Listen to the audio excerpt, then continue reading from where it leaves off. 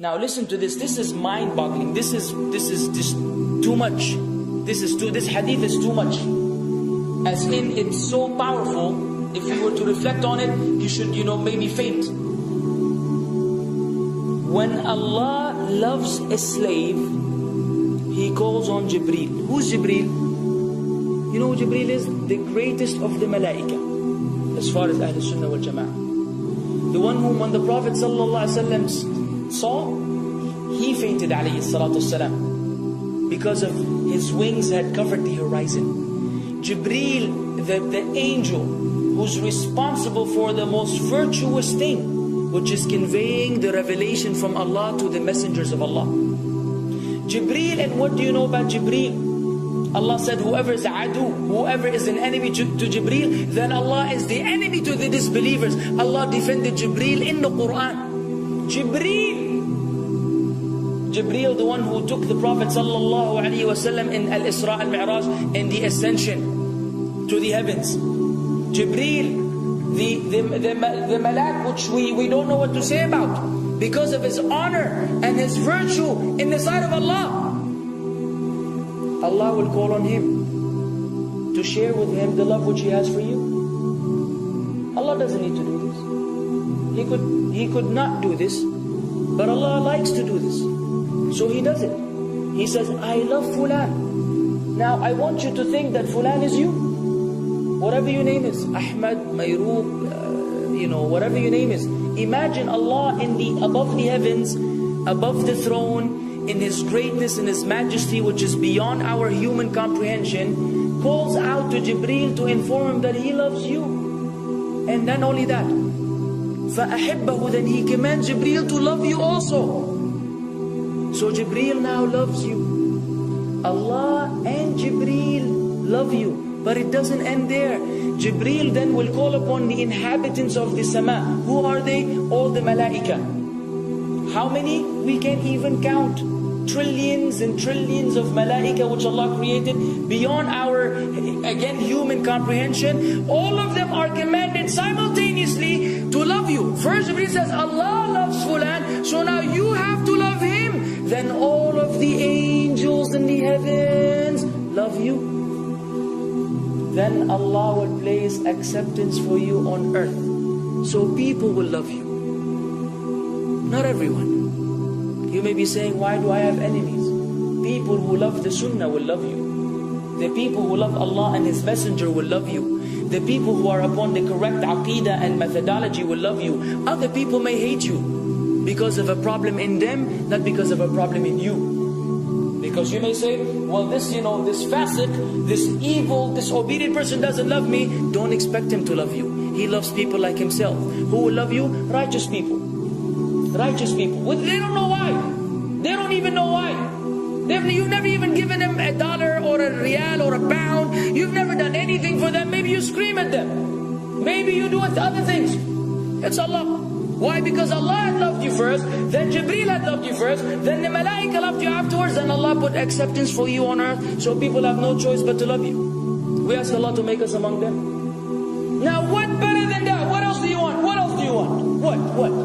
If you're a person whom Allah loves, in every movement you go, you do, you pray, you sleep, whatever you do, you are among those whom Allah loves and Jibreel loves and the angel loves. What else do you want, ya akhi? You're guaranteed success in this life and in the life to come. Guaranteed. No way Allah will punish you. No way. No way Allah will punish someone whom He loves. But the hadith doesn't stop. The hadith has a very saddening continuation, which we should seek refuge with Allah from. وَإِذَا أَبْغَضَ عَبْدًا, and if Allah hates a slave, He also calls on Jibreel. And He informs Jibreel that He hates this person. So He will command Jibreel to hate this person. Then Jibreel will tell the angels to hate this person. Then Allah will put hatred for him on earth. La ilaha illallah. Imagine you walking upon the planet, the face of the earth which Allah created, while Allah hates you, and the angels hate you, and Jibreel hate you, and the righteous people hate you. What a sad state for a human being. And ikhwan, we could be one of those as well. If you are prideful, arrogant, you are qualified for this hatred, because Allah does not love kulla mutakabbirin jabbar. Allah does not love the arrogant, the prideful. If you go against the sunnah, then Allah does not love those who go against the sunnah. If you don't observe taqwa, and you don't observe ihsan, and you don't observe tawbah and tatahur, then again we are disqualified.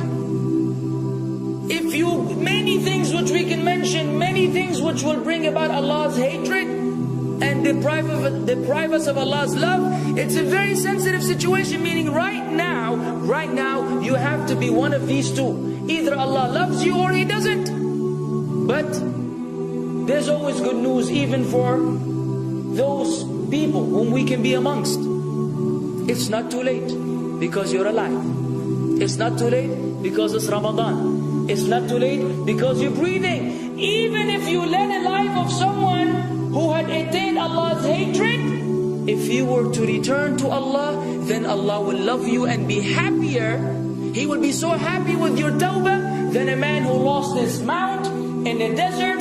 Upon it was his food and his drink, and then he waited under a tree for death, and all of a sudden he opened his eyes and he sees his camel or his horse or whatever that was right in front of him, and he gets so happy. He said, Allahumma anta abdi wa ana rabbuka. Oh Allah, you are my slave and I am your Lord. Kufr. He said a statement of kufr, but the Prophet ﷺ said, أَخْطَأَ مِنْ شِدَّةِ الْفَرَحِ. He made a mistake because he's so happy. You know when you're so happy that you may say things against what you want to say? When you're so happy that you just, you say words that mean nothing to anyone? Allah is happier when you return to Him than that person. What else do we want? For how long are we going to stay away from Allah? For how long are we going to lead the life of the heedless? For how long are we going to go against the sunnah? What are you waiting for? Death? Death. حتى إذا جاء أحدهم الموت قال رب ارجعون لعلي أعمل صالحا فيما تركت كلا. Until when death comes to one of them, you say, oh Allah, allow me to return so that I may do good in that which I left behind. And it will be said to him, no, it's only a word. إِنَّهَا كَلِمَةٌ هُوَ قَائِلُهَا. It's nothing but a wish and a word he will have. It will not be fulfilled. Let us not wait for death, ya akhwan. If each one of us here, by Allah, if each one of us here acted upon the sunnah, lived according to the sunnah, and invited people to the sunnah, and enjoyed what is good, and forbade what is evil, wallah, we will make a major change in the city in which we live. And if Muslims hearing this all over the world had that same attitude, then we will change the condition of the whole ummah. So no enemy can come and play games with us. We will squash them, all of them. Because Allah will defend. إِن تَنْصُرُ اللَّهِ يَنْصُرْكُمْ وَيُثَبِّتْ أَقْدَامَكُمْ. If you aid Allah's deen, Allah will aid you and will keep your feet firm. But we don't even live according to the sunnah, let alone be given victory over the enemies. So we've been humiliated in everywhere we go in the world. So let us make that change. Now that Ramadan is here, now that you've been given this sudden inclination towards good, if we don't succeed, if we don't take advantage of this month, wallahi, we are losers. If Ramadan ends and you are the same way you were before Ramadan began, then one of us is a loser. If we don't return to Allah after Ramadan, then we are losers as well.